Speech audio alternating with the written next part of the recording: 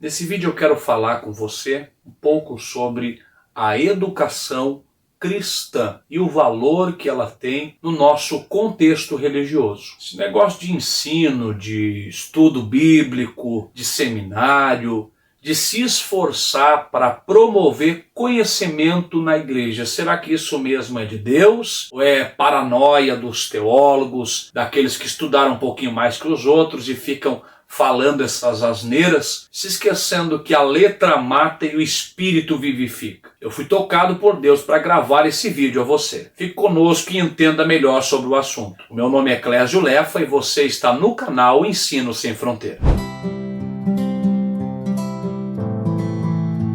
Você que tem a sua Bíblia, pegue ela em sua mão e acompanhe comigo agora. Nós vamos fazer a leitura de um texto bíblico para embasar aquilo que nós começaremos a falar. Não temos a pretensão de esgotar o assunto, nós não possuímos esta soberba, mas queremos transmitir a você uma boa base para que você saia desse vídeo um pouco mais esclarecido quanto à necessidade de uma posição. Nós precisamos sacudir a poeira espiritual e doutrinária. Precisamos tomar uma posição diante de Deus e do lado da sua palavra. Abra sua Bíblia na primeira carta de Timóteo, no capítulo 4. Eu quero ler com você o versículo 15 e o 16. Medita estas coisas, ocupa-te nelas, para que o teu aproveitamento seja manifesto a todos. Tem cuidado de ti mesmo e da doutrina. Persevera nestas coisas, porque fazendo isto te salvarás,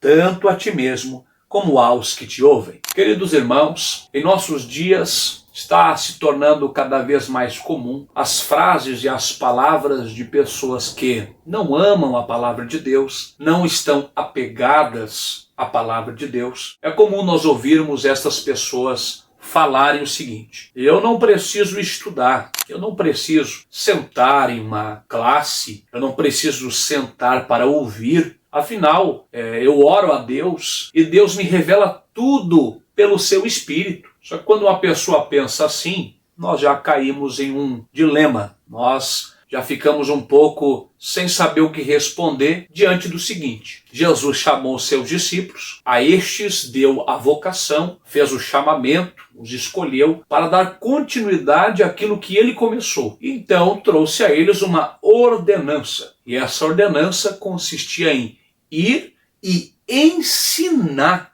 as nações. Se Deus não quisesse que eu e você sentássemos para aprender com homens, e ele revelaria tudo a nós por meio do seu Espírito, por que então chamar pessoas e as enviar para ensinar? Ou então, como explicar Efésios capítulo 4, versículo 11, onde a palavra de Deus nos diz que Deus deu à igreja mestres. Para que ter mestres humanos se o Espírito ensina tudo? Se você conhece alguém assim, que pensa dessa maneira, já envia esse vídeo para esta pessoa, para que ela seja esclarecida quanto a isso. O que nós precisamos entender, à luz da palavra de Deus, é que nós não temos como obedecer e cumprir aquilo que nós não conhecemos, aquilo que nós não compreendemos. Então precisamos estudar, precisamos nos aplicar em aprender, para que depois de entendendo e compreendendo a palavra de Deus, possamos viver a palavra de Deus. Logo, o ensino das Sagradas Escrituras e propriamente a educação cristã é algo intrinsecamente necessário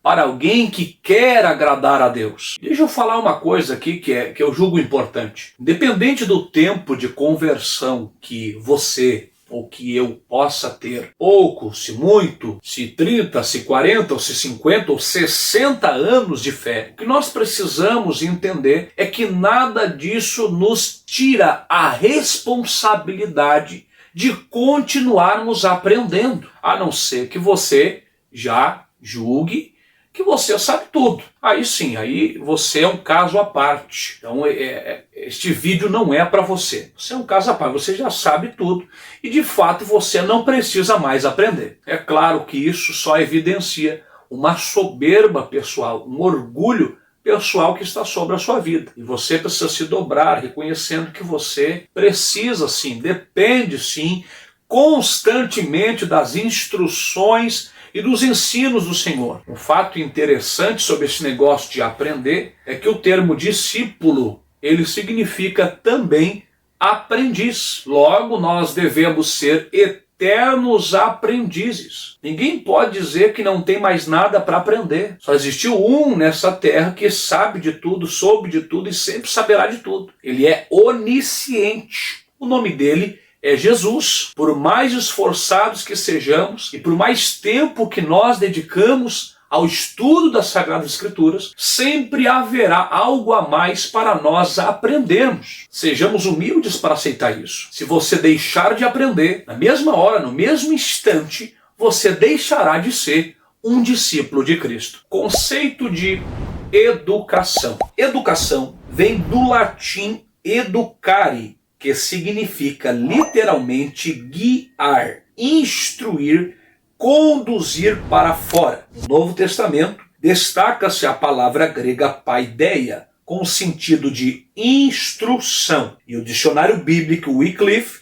assegura que quando aplicada às crianças, a palavra tem sentido de treinamento e correção. A educação cristã, ela tem por finalidade nos conduzir para fora da ignorância, para fora dos conceitos errados das ideologias satânicas e nos guiar para a revelação de Deus. E esta revelação de Deus é capaz de nos transformar. Logo, o conhecimento nos libertará. É sobre isso que Jesus estava pensando quando ele disse: conhecereis a verdade e a verdade vos libertará. Quando nós falamos em educação cristã, obviamente nós estamos falando de um ensino, de um estudo que está pautado, embasado na palavra de Deus. A Bíblia é o livro base que fornece todo o conteúdo para a educação cristã. Ali encontramos os nãos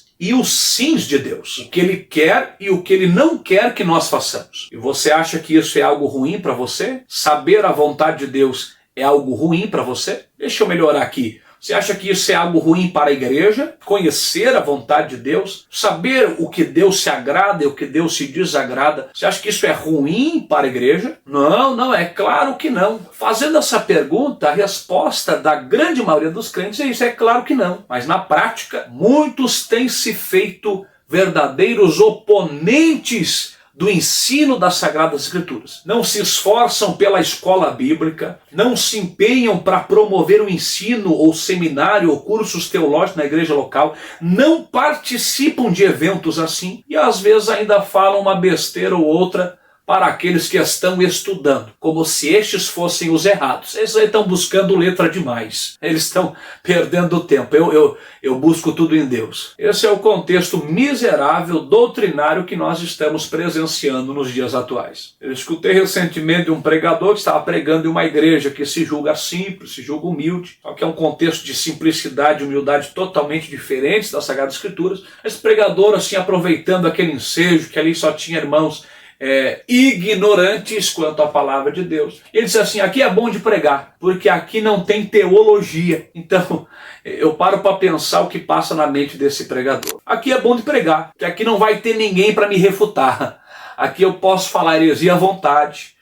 Aqui eu posso falar qualquer coisa que eles vão engolir e vão dar glória a Deus. Isso é o que acontece em toda a igreja que não tem uma base sólida da palavra de Deus. Quando eu não sei, eu tenho que acreditar, receber como verdade tudo o que me falam. Ah, mas então quer dizer que eu devo criticar as mensagens, criticar aquilo que eu ouço, eu devo examinar? Exatamente isso. Quando você vai se alimentar no seu físico, você não seleciona os alimentos? Você vai na fruteira, você pega qualquer fruta, qualquer verdura, ou você escolhe aquelas que são melhores? Ah, você escolhe? Pois é.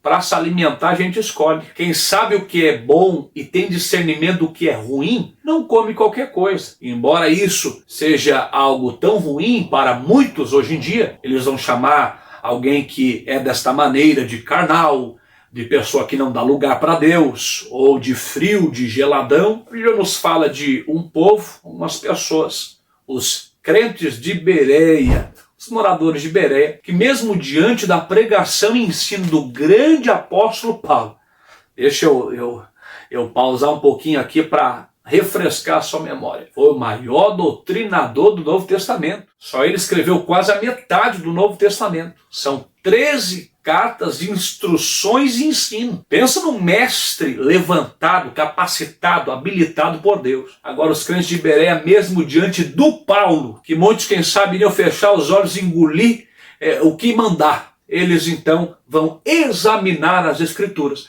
para saber se o que Paulo falava era de fato a palavra de Deus. Para muitos, essa atitude é uma atitude carnal, de alguém que não dá lugar, como eu falei agora, o friozão da igreja, o geladão, o pinguim. Mas na Bíblia eles foram relatados como pessoas mais ilustres, mais nobres que os demais. Paulo aos Tessalonicenses fala que nós devemos examinar tudo e reter o que é bom, o que faz bem para a nossa alma, o nosso espírito. Não diz para nós comer de tudo e dar glória a Deus com tudo que ouvimos. Diz para a gente examinar tudo e reter o que é bom. Deixa eu falar agora rapidamente sobre alguns benefícios da educação cristã, do ensino bíblico das Escrituras. Primeiro, a educação cristã, ela contribui para a unidade da igreja. Uma igreja que se une para aprender a palavra de Deus e ser formada com uma mesma fé, usufruirá de uma comunhão e uma unidade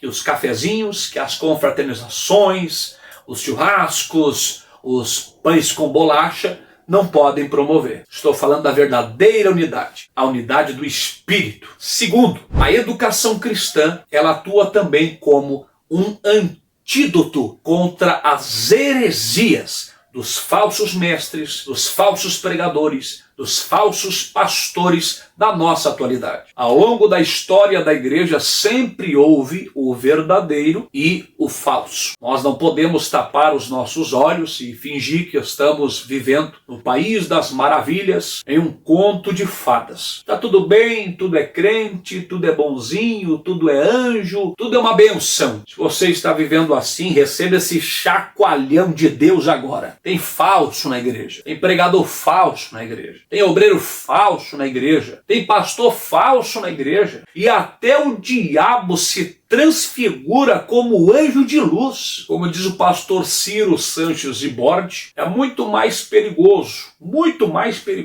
as heresias, os desvios doutrinários de dentro do que os de fora. As seitas religiosas que claramente a gente rebate. É bem mais fácil agora dentro, pregando em nossos cultos, comungando, quem sabe até com uma posição de proeminência na igreja, influenciando grupos na igreja. É aí que está o verdadeiro problema. E onde estão aqueles que vão fazer análises minuciosas, que vão de fato zelar pela doutrina, zelar pela saúde espiritual da igreja, que vão sentir dor, como muitas vezes eu sinto dentro de mim, por ver a igreja recebendo um alimento que sei que é prejudicial, que é veneno. Minha oração é que Deus levante mais pessoas assim. E não, eu não sou o dono da verdade, mas o meu coração arde de amor por esta verdade. E eu não fico feliz, eu não fico alegre, eu não saio de um culto onde um monte de baboseiro, um monte de heresia foi falado, eu não saio feliz desse culto não. Porque eu sei que muitas pessoas ali foram infectadas com aquilo. E às vezes para desintoxicar essa pessoa leva muito tempo. Eu não consigo empurrar com a barriga como se isso fosse uma coisa normal. Isso de fato é ter zelo pela doutrina do Senhor, pela igreja do Senhor. Então veja o valor da educação cristã. Ela vai agir como antídoto. Ou quem sabe você está ouvindo isso, a minha igreja é doutrinada, a minha igreja sabe, já entende, já é bem preparada, balizada. Mas se você continuar exercendo esse trabalho da educação cristã, escola bíblica, ensino, envolvendo os membros da sua igreja dentro deste contexto, então você vai estar não como antídoto agora, mas como uma vacina, preparando estes crentes, antecipando o veneno que quem sabe ali na frente vai chegar. Outro benefício da educação cristã, já estamos no terceiro benefício da educação cristã, é que a educação cristã, ela nos ajuda a controlar as nossas paixões. Quando somos bem instruídos na palavra de Deus, nós temos ali um alimento sólido que vai frear as nossas paixões. igrejas. Você tem dificuldades em alguma área, fraquezas, quem sabe, em muitas. Eu não conheço a sua vida, mas eu posso afirmar que todos nós temos fraquezas. E quando nós nos aplicamos a ler, estudar, nos envolvemos com a palavra de Deus, nós temos ali uma grande ajuda para vencermos estas fraquezas que nos atormentam. Te envolva com a palavra de Deus e vença em nome de Jesus. Quarto benefício da educação cristã, de um trabalho intenso de ensino local. Trabalhando neste sentido, a igreja vai ganhar muitas almas. Então quer dizer que o ensino, ele promove o crescimento da igreja? É isso mesmo que eu estou dizendo. O ensino das Escrituras promove o crescimento da igreja. Não somente o crescimento espiritual, que é lógico, nós nos desenvolvemos espiritualmente, mas também o crescimento numérico da igreja. Uma curiosidade bíblica é que Jesus nunca mandou, literalmente falando, seus discípulos ganharem almas, mas os mandou ensinar as pessoas. Logo subentendemos do texto que ganhar almas de verdade é ensinar as pessoas a palavra de Deus, os princípios morais de Deus relatados na Escritura. Então tem muita gente, diante desse ensino eu pude constatar, tem muita gente pensando que está ganhando almas só porque coloca a gente na igreja, sendo que na verdade, quando se não ensina a pessoa a viver com Deus, viver no Espírito, viver a nova vida recebida de Deus pelo novo nascimento, de fato não se está ganhando alma coisa nenhuma. É forte, mas é verdade. Recebe em nome de Jesus. Quer ganhar almas? Ensina as pessoas. Mostre a elas a verdade e o caminho genuíno da salvação. Quer ter uma igreja de fato que ganha almas? Estruture a igreja local no ensino para que esta também ensine a outros. E assim você terá o crescimento espiritual e numérico da sua congregação, da sua igreja, da sua sede, do seu campo. Mediante o ensino, a educação cristã, os membros são treinados e preparados, por que não dizer qualificados, habilitados para o serviço do mestre. Sabe o que isso significa, meu amigo, minha amiga? Você que assiste o canal Ensino Sem Fronteira, que se nós nos aplicarmos no ensino, na escola bíblica, envolvendo a igreja nesse contexto, se levantarão em nosso meio mais obreiros, mais servos, mais servas qualificados para o trabalho da obra do Senhor. E assim nós não precisaremos tanto dos figurões para pregar nas nossas igrejas. Tem igreja, eu não sou contra convidar gente de fora. Sou itinerante, prego, sou convidado, e se eu disser que eu sou contra, eu vou estar dando um tiro no pé espiritualmente falando aqui. Eu sou itinerante, prego em outras igrejas. O que eu estou dizendo é que tem igreja que não tem pregador, não tem ensino, não tem formação de ninguém. Ela depende, todo o seu trabalho local, de pregador de fora. Tem que estar sempre movendo uma campanha A, B ou C. A campanha da cura, a campanha do 7 mergulho na mãe, a campanha da muralha de Jericó, a campanha da porta aberta, e pregador de fora, pregador de fora. Por quê? Porque não tem um núcleo de formação de obreiros, de obreiras, não tem ensino na igreja local. Esta é a verdade. Quando como igreja nos aplicamos no ensino das Sagradas Escrituras, inevitavelmente se levantarão. Não digo que vai ser rápido, da noite para o dia. Estabeleceu hoje, amanhã já vai ter um monte de obreiro preparado. O negócio é progressivo. O ensino, a educação é algo progressivo, é algo que exige perseverança, esforço e tempo.